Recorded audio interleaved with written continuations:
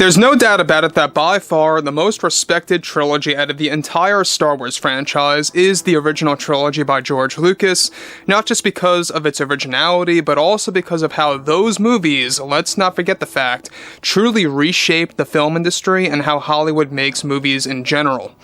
This is Mike Zero. Subscribe if you're new and like this video to see future Star Wars updates. I'm also on Twitter at Mike01. I thank you all so very much for the great and kind support. And without wasting too much of your time, let's get right into exactly what's going on here with The Empire Strikes Back.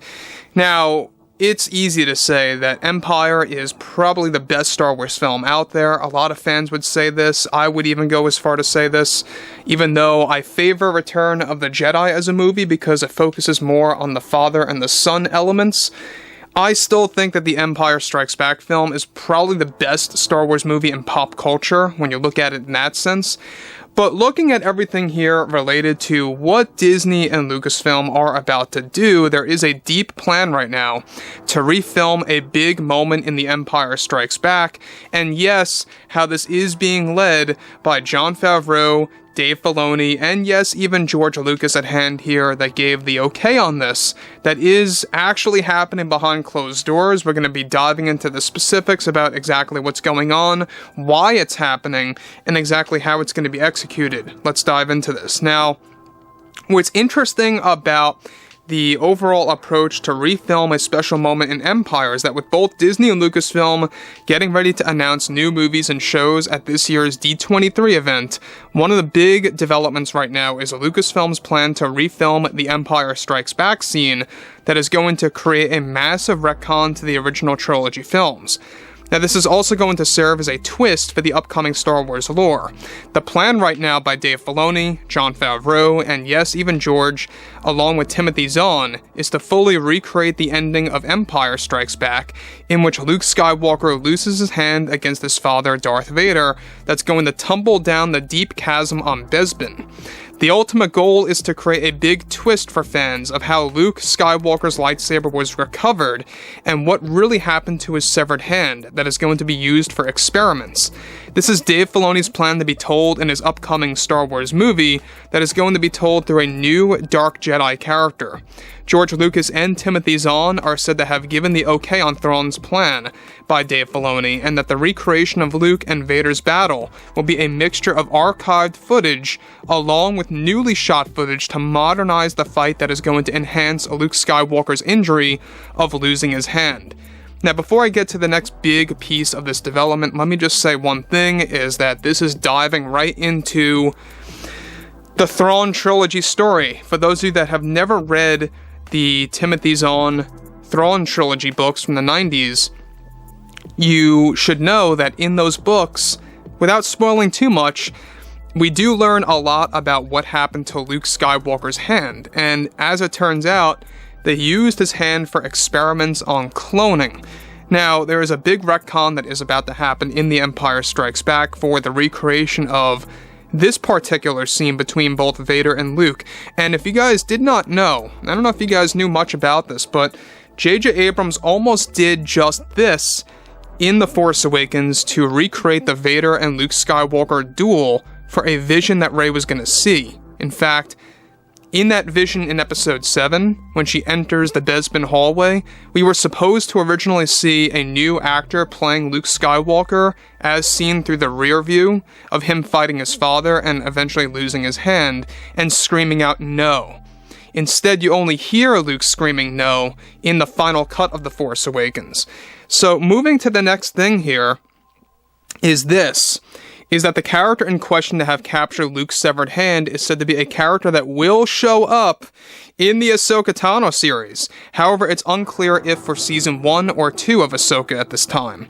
Fans will be able to witness the Vader and Luke duel once again on the big screen that will be done very carefully with a brand new Darth Vader suit to be used that will also be implemented along with an entire new set that will recreate every inch of the scene down to the tiniest detail.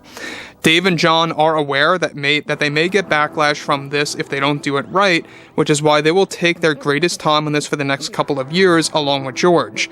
Filoni's movie is still aimed to drop in 2026, unless the writer's strike delays at all. So, here's the thing that I like about this, and here's what I don't like about this. Now, I like the fact that we are going to get a recreation of the scene, every single frame by frame, down to the tiniest little minute detail, is going to be recreated.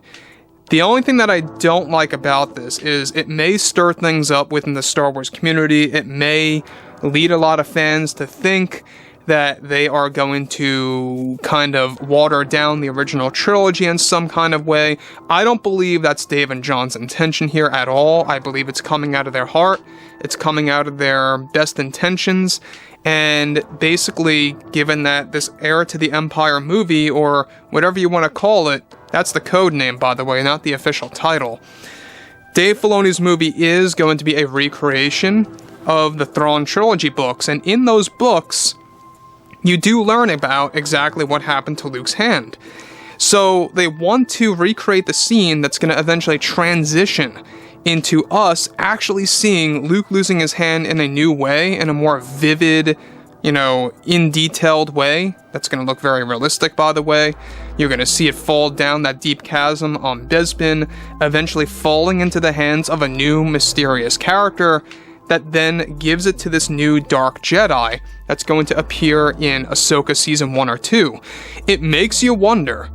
It really makes you think to yourself, could it very well be Baylan Skoll who gets hold of Luke Skywalker's hand, where he gets it from a very mysterious character? Who knows? Could it very well be Shin Hati?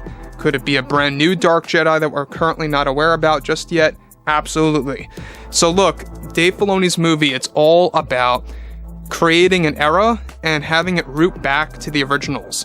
That's basically the plan right now, is that he wants a lot of connections to the original trilogy to kind of really make it somewhat unique, given that it is going to be a new trilogy, and yes, Dave Filoni's movie is going to be a gateway to becoming 3 movies. They want to have a lot of connections and revelations with The Empire Strikes Back and Return of the Jedi. And that, to me, I think is going to be well established if they can execute it well. It's all about execution, right? It's all about how they film the thing, how they edit this thing, the color correction, the acting, the cinematography, everything has to go into this perfectly frame by frame. And I have full faith in them on doing this. Now look, at the same exact time, I'm very skeptical about this. I'm not gonna lie, I'm very worried about them messing this up. But look, this is John and Dave. We have George Lucas looking things over. I think it's going to be fine. In fact, I think it's really going to create more interest for new fans to check out the original trilogy, if anything. So it's a great way to promote it in that sense. But overall, guys, I would love to hear your thoughts on this entire movement by John and Dave to kind of give us a new revelation about Luke Skywalker's severed hand. I would love to hear your thoughts on this. Are you worried about this? Do you support it? And if you guys did enjoy the content for today, make sure to drop a thumbs up on this video to support the channel, and I will catch you guys next time.